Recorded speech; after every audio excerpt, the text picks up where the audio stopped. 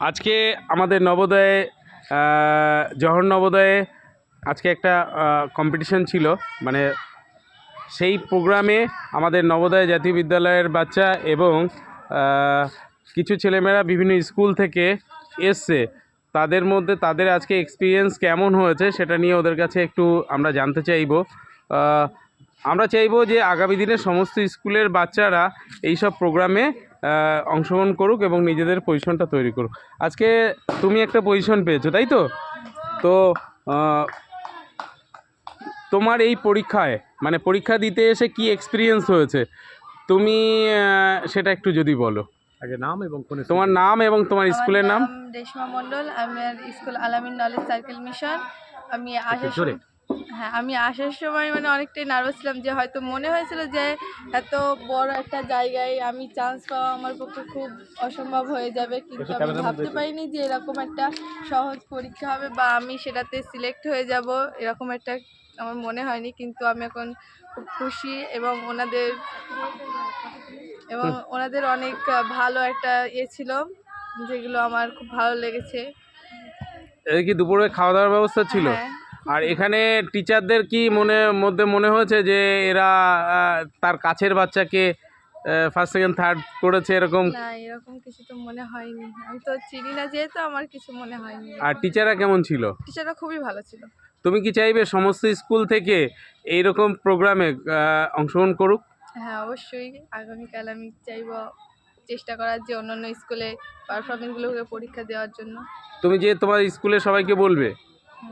আর এই যে তোমার সঙ্গে যারা সঙ্গে ছিল আরও তোমাদের বান্ধবীরা, তো এদের মধ্যে অনেকে চান্স পায়নি, তো তুমি কি বলবে? তুমি সামনে আসো, একটু তুমি সামনে আসো। তুমি বলো যে তুমি চান্স পাওনি, এটা তো একটু খারাপ লাগছে, মানে সার্টিফিকেট পেয়েছে, পজিশন পাওনি, কিন্তু তোমরা সবাই সার্টিফিকেট পাবে, ঠিক আছে? তো তোমার এটা এক্সপিরিয়েন্সটা কেমন হলো? আমরা ভালো করে পড়াশোনা একটু আওয়াজ যদি জোরে বলো। আমরা এখানে পড়াশোনা করে এসেছি, পরীক্ষা দেওয়ার জন্য সবাই সিলেক্ট হবে এটা তো নয়। অনেক সময় সবাই সিলেক্ট হবে, অনেক সময় হবে না, তার মধ্যে আমরাও আছি যে আমরা সিলেক্ট হয়নি। পরবর্তীকালে আমরা চেষ্টা করব সিলেক্ট হওয়ার জন্য, আরও ভালোভাবে পড়াশোনা করব। এর পরের বছরে যদি কম্পিটিশন হয় বা আমাদের বছরে 2-3 বার করে কম্পিটিশন হয়, তুমি আসবে কি? জি স্যার, চেষ্টা করব। একদম।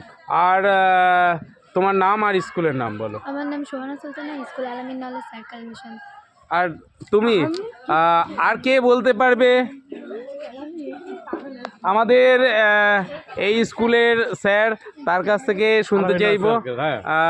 স্যার, আপনি আপনার স্কুলের থেকে যে এই মেয়েরা অংশগ্রহণ করলো, ছেলেমেয়েরা, তো ওদের এক্সপিরিয়েন্সটা তো আমরা শুনলাম, আপনার যদি একটু এক্সপিরিয়েন্স শেয়ার করেন। হ্যাঁ, এটা হচ্ছে জওহর নবোদয় স্কুল। এখানে আসতে পারা, ক্যাম্পাসে ঢোকা, এটা একটা ভাগ্যের ব্যাপার। আমরা যারা গ্রাম অঞ্চলে থাকি বা কাজ করি, তারা আমরা জানি জওহর নবোদয় আমাদের জন্য কি। এখানে চান্স পাওয়াটা একটা ভীষণ রকমের টাফ, কিন্তু আমি ধন্যবাদ দেব আপনাদের এবং বিশেষ করে আমাদের স্যারকে, ডক্টর পিগি স্যারকে, যে এই সুযোগটা উনি করে দিয়েছেন। আমাদের কাছে একটা জানলা খুলে গেল। এবার এই জানলার পরে ছেলেমেয়েরা, আমি চাইবো দরজা দিয়ে যেন এখানে ঢুকতে পারে। তো আমি আবার ধন্যবাদ জানাচ্ছি আপনাদেরকে, স্পেশালি স্যারকে, যে এই সুযোগটা তিনি বার করে নিয়ে আসতে পেরেছেন তার ম্যানেজমেন্ট গ্রুপের সাথে এবং তার যে সমস্ত তাদের সাথে কথাবার্তা বলে।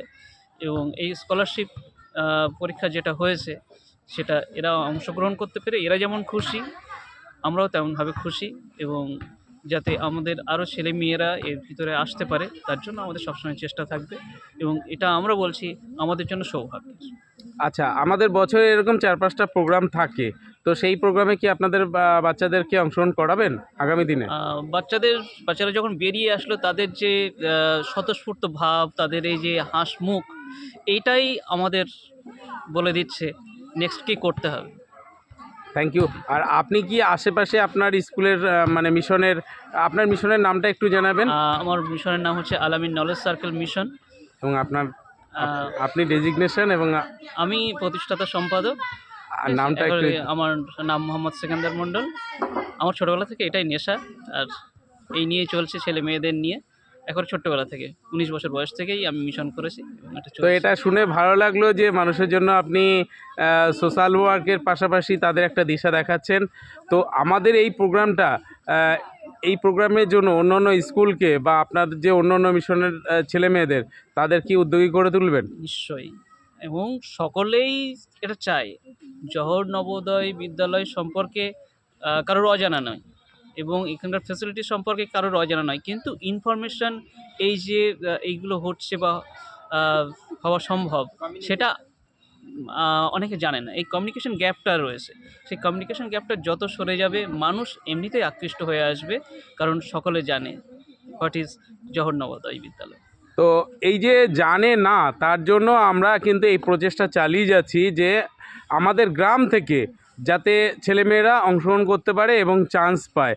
তো তার জন্য আমরাও একটা সোশ্যাল ওয়ার্কের ভূমিকা নিয়েছে নবোদয় জাতীয় বিদ্যালয়। তো জওহর নবোদয় জাতীয় বিদ্যালয় এটা চাইছে যে সমস্ত স্কুলের কাছে যেন এই ইনফরমেশনটা পৌঁছায়। এবং দিলীপ স্যার, আপনি যদি কিছু বলেন যে আজকের এই যে সাফল্য, আপনি এতটা চেষ্টা করে স্কুলগুলিকে মুভমেন্ট করিয়েছেন, তার জন্য যদি কিছু বলেন। এর জন্য প্রথমেই ধন্যবাদ তো দিতেই হচ্ছে আমাদের ডক্টর গিরি স্যারকে, যে জওহর নবোদয়ের যে এই প্রজেক্ট প্রেরণা, যে স্কলারশিপ এক্সাম, তো এটা উনি যে আমাদের সামনে এনেছেন খুব স্বল্প সময়ের মধ্যে। এটাকে আমাদেরকে অর্গানাইজ করতে হয়েছে যে বাইরের ছেলে মেয়েরা সুযোগ পাবে এই পরীক্ষাটা দেওয়ার জন্য। অতএব এইটাকে যদি আমরা কিছু বাইরের স্কুলগুলোকে যদি আমরা এই সুযোগটা করে দিতে পারি, তাহলে বাইরের স্টুডেন্টগুলো ভীষণভাবে উপকৃত হবে। আর সেই জায়গায় দাঁড়িয়ে আমরা চেষ্টা করেছি যতটা সম্ভব স্কুলগুলোকে ইনফরমেশান দেওয়া, এবং সেখান থেকে স্টুডেন্টরা এসছে এবং তারা যে রেজাল্ট, মানে এখনও পর্যন্ত যা রেজাল্ট দাঁড়ালো, অন্তত 3 জন আমাদের এখান থেকে, আমরা জাতীয় নবোদয় বিদ্যালয় থেকে যে সমস্ত স্টুডেন্টরা এখানে পরীক্ষায় দিল, তো তাদের মধ্যে 3 জন এখনও পর্যন্ত র্যাঙ্কিংয়ে আছে।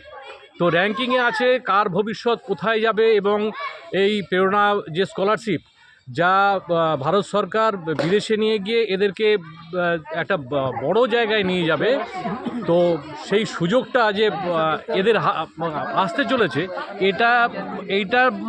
এটা শুনেই আমাদের কাছে আমাদের একটা ভীষণ আনন্দ লাগছে আর কি। Thank you.